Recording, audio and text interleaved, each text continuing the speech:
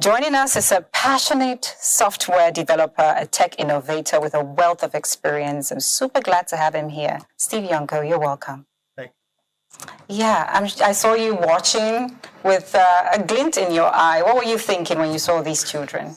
Okay, this is first of all really impressive to see so many youths that are actually getting interested into such technology at a very young age. Yes. You know, most of us, we just got interested into it very, very late. And it's just so amazing, such thing. And I just believe that they will really go far. You know, in the tech sphere, many people know all that you've achieved.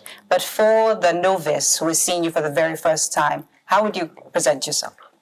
Okay, I'm a software engineer, just like you mentioned, and I am a community builder, really passionate about using technology to leverage.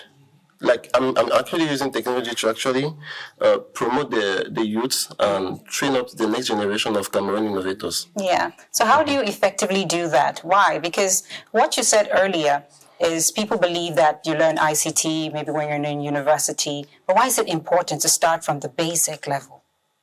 Okay, starting from the basic level is first commonly known. Several research have actually proven that younger ones, they really learn quicker than adults.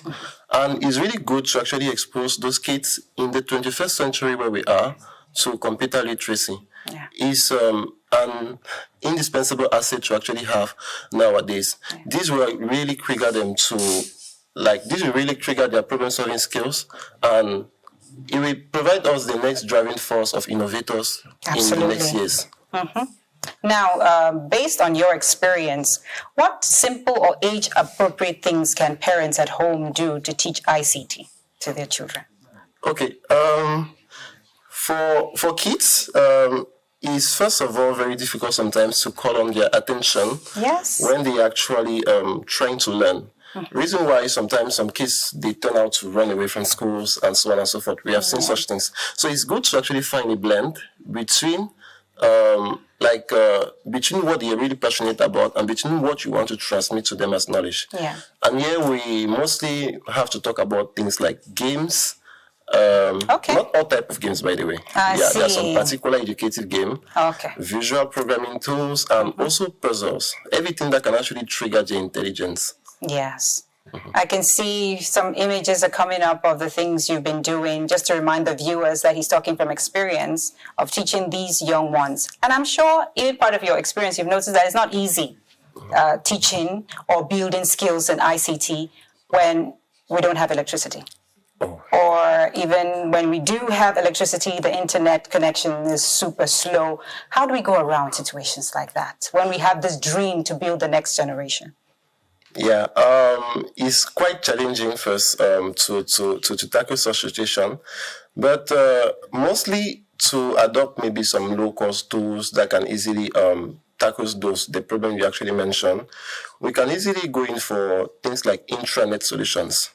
It literally actually solve the internet issues that maybe we might be having. So the intranet is just having a form of local network. You know, the internet is interconnected devices across the world. The internet will just target a particular location and they connect them to a particular device. It's just like a mini server. And all of them, they actually may be connected to it. They can browse and so on, but everything should be stored on that particular device. And there are a few companies in Cameroon that have worked on it, a few NGOs.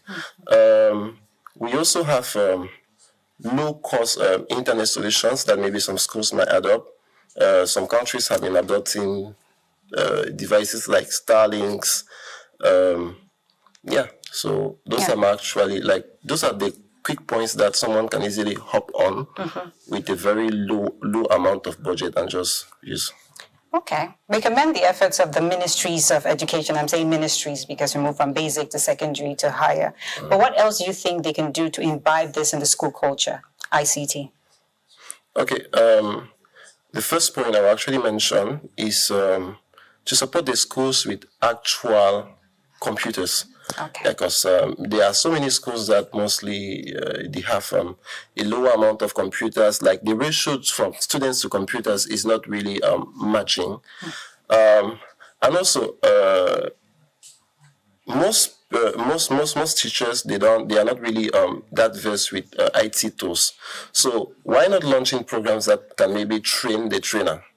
So them will actually come later on, and then they'll be able to train up those younger ones. Yeah. And also maybe we can organize in a couple of hackathons, because we are really passionate about like triggering intelligence and just not doing things the basic way. Yes. Like pushing those kids to their extreme limits, because that's the real time that they can actually learn without putting too much pressure on them, because it should also be overwhelming. Let them not feel the weight of it. Let it become a passion to them.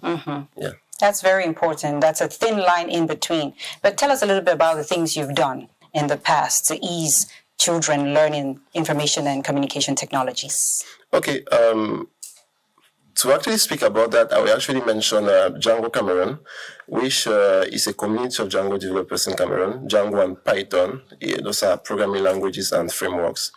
And it's actually been a very crazy journey. It's been over 4 years that we have been existing. At the beginning, it was just an idea when I was still a student. And later on, it actually developed to a passion, linking me up with a couple of other people, where we have been able to actually touch a couple of schools around Cameroon with some workshops, let it be in secondary schools and universities, and even sometimes in the primary. So we have organized campus tours and so on and so forth to just spread out those technologies, trying to actually reduce the gap between theory and practice. And that being said, this year too, we'll be organizing another campus tour. In 2026. So as from January. Okay. Yeah. So any school that is actually interested might just contact us, and we'll see how to actually transmit up our knowledge to the population in their school. Okay. Is there a website they can go to, or a number if they're watching right now? Yeah. If they're watching right now, they can actually contact us on LinkedIn or Twitter. Django Cameroon. That's Django, Django Cameroon. Okay. It's in one word. Now, it's back to school season, and parents are thinking, are there any applications that can help ease education, whether it's studying at home or security measures that you can suggest, preferably those by Cameroonians? Okay. Yes. Definitely. The applications like Scholar, which is a full Cameroon product built by a friend of mine, is to actually get notes online, like a complete curriculum online, let it be questions or notes as a whole. We also have tools like Kaulo, and we also have other tools like I can't remember actually. Yes. I can't recall, but Kaulo and Scholar, they are two good products. Okay. But we are going to have a segment later on the program, the new season that begins next week, where we showcase what youngsters, I'm not saying youngsters, they're not restricted to young people, Cameroonians are doing in the field of ICT, especially applications that could be of use to you. But Mr. Steve Yonkeu, it's been a great pleasure having you here today. But I cannot let you go without you sending a message to the parents, because the children are already in school. If you have a message for the parents on the importance of embracing ICT, it's not a white man thing anymore. It is essential for us as Cameroonians. What would you tell them looking at them through that camera? Okay. Yeah. So to all the parents actually listening to me, it's actually also difficult for your kids in schools. Sometimes you should actually try to understand them. It's not about enforcing a particular thing you want them to do. Obviously, you are the parent, you know exactly what is best for them. But definitely what I will really advise you to do is try to listen to your kid and just try to guide him up. And also, we are in the 21st century. There's artificial intelligence, there's computer literacy. Every little kid should normally have access to a computer. It must not be a personal computer. It can actually be even a household computer and so on. But computer literacy is really something important. So get those kids a computer. Thank you. Simple, short, and sweet. Time for a commercial break.